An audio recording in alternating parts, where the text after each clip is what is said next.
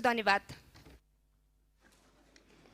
मान्य सदस्य ज्ञानेन्द्र बहादुर शाही, म यहाँलाई छोटकरीमा आफ्नो कुरा राख्न समय दिन्छु। ज्ञान बहादुर शाही। सम्माननीय सभामुख महोदय, हामी यो सिमानाको विषयमा हाम्रो निरन्तर आवाज जे थियो त्यही यथावत नै छ। प्रधानमन्त्रीले जवाब दिनु भन्न चाहन्छु। तर आज अर्को एउटा विषयवस्तुमा म प्रवेश गर्न चाहन्छु। सम्माननीय सभामुख महोदय, आज सबैलाई साँची राखेर भन्न सक्छु म र भन्छु, हिजो सिंहदरबारभन्दा मान्छेको जीवन ठुलो भन्नेहरू आज मान्छेको जीवनभन्दा नियम ठुलो भन्दैछन्। सम्माननीय सभामुख महोदय, म स्पष्ट रूपमा भन्न चाहन्छु, मान्छेको जीवन समाप्त गर्नेहरू हिजो पनि हत्यारा थिए, आज पनि हत्यारा नै हुन्। मान्छेको हत्या केवल गोली हानेर मात्र हुँदैन।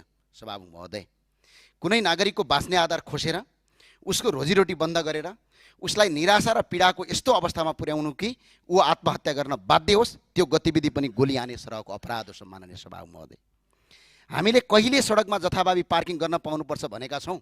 यदि कसैसँग दम र हिम्मत छ भने संसदको रोस्टममा हेरियोस्। सम्माननीय सभामुख महोदय, संसदको रेकर्डमा हेरियोस्। हामीले कहिल्यै पनि जथाभावी सडक पार्किङ गर्न पाउनुपर्छ भनेका छैनौँ।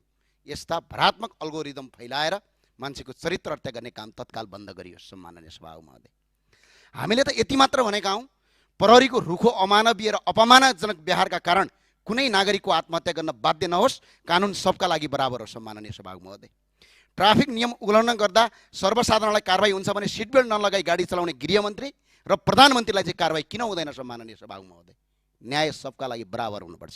विधि विधि विधि विधिभन्दा अर्को चिज छैन। सम्माननीय सभामुख महोदय, हामीले कानुन हटाऊ भनेका होइनौँ, कानुन सबैका लागि समान रूपमा लागू गर भनेका हौँ। अब गणेश नेपालीको विषयमा पनि केही कुरा स्पष्ट राख्न चाहन्छु। सम्माननीय सभामुख महोदय, हामीले जलनका बिरामीलाई अपराधी जस्तै हिँडाएर किन अस्पताल लगियो, एम्बुलेन्समा किन लगिएन भनेर प्रश्न गरेका हौँ। नेपालको कुनै पनि डाक्टरलाई सोध्नुहोस्, जलन भएको मान्छेलाई अपराधी जसरी हिँड्यो भने 75% मान्छे 100% मर्ने चान्स हुन्छ। आज त्यो व्यवस्था गरियो। सम्माननीय सभामुख महोदय, र गम्भीर जलनका बिरामीलाई वीर अस्पतालमा उपचार गराउने हो कि कीर्तिपुरको जलन अस्पतालमा हो? सम्माननीय सभामुख महोदय, यो नेपालीहरूलाई सबैलाई नेपालीहरूलाई तपाईँको लाटा छन् भनेर अल्गोरिदम नफैलाउनुहोस्। कीर्तिपुरको अस्पतालमा गर्ने हो, वीर अस्पतालमा होइन। सम्माननीय सभामुख महोदय, समयमै उचित उपचार उपलब्ध गराइएको थियो या थिएन? भारतमा उपचार गर्दा बचाउन सकिने भए सम्भावना यदि थियो भने यदि ऊ बिरामीलाई चाहिँ भारत किन लगिएन?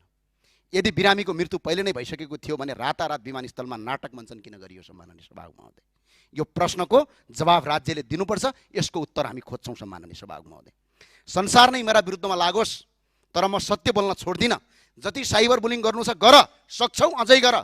भौतिक आक्रमण पनि सहेर आएको। सम्माननीय सभामुख महोदय, लडेर आएको, मजाक गरेर आएको होइन। सम्माननीय सभामुख महोदय, जति गाली गर्न सक्छौ गर, जति अल्गोरिदम फैलाउन सक्छौ फैलाऊ, तर मान्छेको जीवनभन्दा ठुलो तिमीहरूको लोकप्रियता होइन। सम्माननीय सभामुख महोदय, र किनकि मेरा कर्णालीका दाजुभाइ, मेरो देशका दाजुभाइले अकालमा ज्यान गुमाएका छन्। सम्माननीय सभामुख महोदय, त्यही भएर सम्माननीय सभामुख महोदय, जब हामी सोध्छौँ मान्छेले आत्महत्या किन गर्नु पर्यो, कर्णालीको नदीको भिरमा अड्केको नागरिकको समयमा उद्धार गर्न नपाएर किन मर्न बाध्य भए, बेलैमा उद्धार टोली र हेलिकप्टर किन पठाइएन भनेर भन्छौँ, तर गृहमन्त्रीले जवाब दिनुहुन्छ यसलाई राजनीतिकरण गरियो भनिन्छ।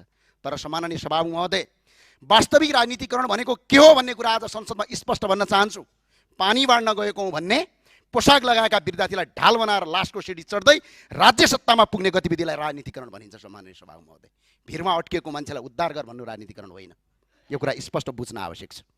संसद भवन चाहिँदैन, संसदहरू चाहिँदैन भन्दै आगो लगाउने, तर पछि त्यही संसदको चुनाव लड्ने गतिविधिलाई राजनीतिकरण भनिन्छ। आफू पदमा हुँदा नहुँदा नेताको तलब सलब हटाउनुपर्छ, अगाडि पछाडि ट्विटी गाडी सुरक्षाकर्मी राख्न हुँदैन भन्ने, तर सत्तामा पुगेपछि आफ्नै अगाडि पछाडि सुरक्षाकर्मीको लावा लस्कर र घेरा लिएर हिँड्ने प्रवृत्तिलाई राजनीतिकरण भनिन्छ। आफै सरकारमा बस्ने, आफै आफ्ना कार्यकर्ता लगाएर न्युरो र सञ्चार माध्यम र कार्य र प्रतिपक्षका घर अगाडि अवैधानिक पार्किङ गराउने, त्यसको भिडियो बनाएर सर्वसाधारणले गरेको भन्दै अल्गोरिदम फलाएर मिडियाबाजी गर्ने गतिविधिलाई राजनीतिकरण भनिन्छ।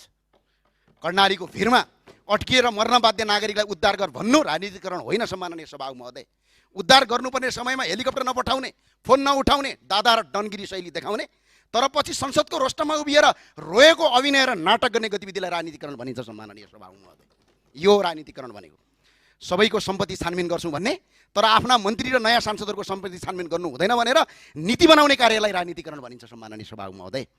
अरूको सम्पत्ति छानबिन गर्न समिति माग्ने, तर बिचौलियासँगको साँठगाँठको प्रमाण बाहिरिएपछि आफै समिति बनाउने, आफै समितिका सदस्यलाई थर्काउने, आफैलाई निर्दोष देखाउने र समितिका प्रतिवेदन लुकाउने गतिविधिलाई राजनीतिकरण भनिन्छ सम्माननीय सभामुख महोदय। कर्णालीको भिरमा अड्केको मान्छेलाई उद्धार गर भन्ने राजनीतिकरण होइन। सम्माननीय सभामुख महोदय, हामी सेवा गरेर राजनीतिमा आएका हौँ। देशका भौतिक संरचनामा आगो लगाउँदै सिंहदरबार खरानी बनाउँदै राजनीतिमा आएका होइनौँ सम्माननीय सभामुख महोदय। बरु भ्रष्टाचारका विरुद्धमा विरोध गर्दा विभिन्न आक्रमण सह्यौँ, आफू पनि मर्न तयार भयौँ, तर कसैलाई हानि पुर्याएनौँ सम्माननीय सभामुख महोदय। नेपालको 1 इन्च पनि भौतिक संरचना ध्वस्त बनाएका छैनौँ। त्यसैले फेरि पनि भन्छु, कानुन सबका लागि समान हुनुपर्छ, राज्य नागरिकको अभिभावक बन्नुपर्छ, उत्पीडितको होइन। नियम नागरिकको जीवन रक्षाका लागि बन्नुपर्छ सम्माननीय सभामुख महोदय, जीवन समाप्त पार्नका लागि होइन। यो नीति बन्न सक्दैन। मान्छेको जीवनभन्दा ठुलो न सत्ता हुन्छ, न पद हुन्छ, न कानुनको दम्ब हुन्छ, न कसैको लोकप्रियता हुन्छ सम्माननीय सभामुख महोदय। अलिकति परको कुरा राख्छौँ सम्माननीय सभामुख, छोटो सकौँ कि मान्य सदस्य? 20 देखि 25,000 रुपैयाँको तलबका लागि कुनै नेपाली विदेश जान बाध्य नहोस्।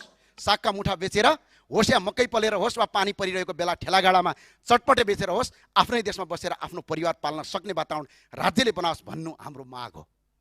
यदि देशमा बसेर केही गरौँ भन्ने नेपालीहरू नागरिकहरू आज बाध्य भएर खाडी मुलुकमा जानु परेको छ। कयौँ नागरिकहरू विदेशमा गएर बिरामी परेका छन्, कतिपय नेपालीहरू रातो बाकसमा फर्केका छन्। त्यसैले यही देशमा बसेर सानो व्यापार र रोजगार गर्न सक्ने वातावरण बनाइयोस् भनेका हौँ। हामीले कसैको र सरकारको विरोध गरेका होइनौँ सम्माननीय सभामुख महोदय। काठमाडौँको टुडीखेल लगायत देशका विभिन्न स्थानहरू सडकभन्दा बाहिर, राजमार्गभन्दा बाहिर रहेका सार्वजनिक स्थल पार्कहरूमा विभिन्न निश्चित समय तोकेर नगर प्रहरीको निगरानीमा ठेलागाडा राख्न दिने व्यवस्था गर्न सकिन्छ। मकै पोल्न दिने, सागका मुठा बेच्न दिने, चटपटे बेच्न दिने साना व्यवसायलाई व्यवस्थित रूपमा काम गर्न नीति बनाउन सकिन्छ। हामीले नियम पालना नमाना भन्न खोजेका होइनौँ सम्माननीय सभामुख। हामीले गरिबलाई बाँच्न दिनुहोस् भनेका हौँ, व्यवस्थित गरिदिनुहोस्, तर उनीहरूको रोजीरोटी नखोज्नुहोस् भनेका हौँ। किर्तिपुरको सुकुम्बासी सेल्टरमा एउटा नाबालक भोगले तडपिएर रोइरहेको छ। त्यो नाबालक पनि यही देशको नागरिक हो सम्माननीय सभामुख महोदय। हामी सबैको मान्य सदस्य सके सम्मान 1 मिनटभित्र उसलाई पनि बाँच्न पाउने अधिकार छ। सुकुम्बासी सेल्टर कुनै जेल होइन, त्यहाँ रहेका नागरिकमाथि राज्यको जबरजस्ती अमानवीय व्यवहार नगरोस्। प्रधानमन्त्रीका सन्तानलाई जस्तै त्यो नाबालकलाई पनि खुसीका साथ समान अधिकार र बाँच्न पाउने अधिकार छ सम्माननीय सभामुख। राज्यले हरेक नागरिकलाई समान दृष्टिले हेर्नुपर्छ। जनतासँग करका नाममा लाखौँ रुपियाँ असुलिन्छ भने सरकारले पार्किङको व्यवस्था पनि गर्नुपर्छ। तत्काल सबै व्यवस्था गर्न नसकिएला, तर त्यसको सुरुवात गर्नुपर्छ, दीर्घकालीन योजना बनाउनुपर्छ। हामीले सरकारको विरोध गरेका होइनौँ, सरकारले आफ्नो दायित्व पुरा गरोस् भनेका हौँ सम्माननीय सभामुख। संसदको काम जनताका मुद्दा संसदमा उठाउने हो, कार्यान्वयन गर्ने जिम्मेवारी सरकारको। संसद कार्यकारी होइन, हामीसँग कार्यकारी अधिकार छैन, मन्त्री र सरकारसँग छ। त्यसैले हामीले जनताको आवाज उठाउँदा त्यसलाई विरोधका रूपमा नबुझियोस्। सरकारलाई काम गर्नुहोस्, गरिबलाई बाँच्न दिनुहोस्, साना व्यवसायलाई व्यवस्थित अवसर दिनुहोस्, विदेशी न बाध्य नागरिकलाई आफ्नै देशमा स्वरोजगारको आधार दिनुहोस् भनेका हौँ। यो विरोध होइन, जनताको जीवन र अधिकारको पक्षमा उठाइएको आवाज हो सम्माननीय सभामुख। यसरी अल्गोरिदम